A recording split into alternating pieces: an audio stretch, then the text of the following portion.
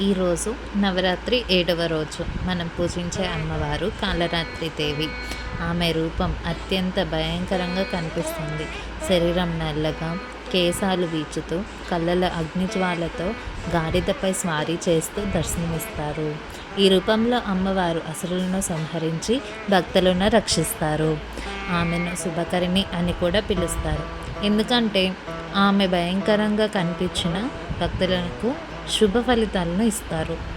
కాళరాత్రి అమ్మవారు వారిని పూజిస్తే మనలోని అజ్ఞానం, భయం, అంధకారము తొలగిపోతాయి. అత్యాధునిక జ్ఞానం పెరుగుతుంది. ధైర్యంగా కష్టాలను ఎదుర్కోవటానికి శక్తి లభిస్తుంది. అందుకే నవరాత్రి 7వ రోజు కాళరాత్రి అమ్మవారిని ఆరాధించడం ద్వారా భయం తొలగి జ్ఞానం, విముక్తి, శాంతి లభిస్తాయి.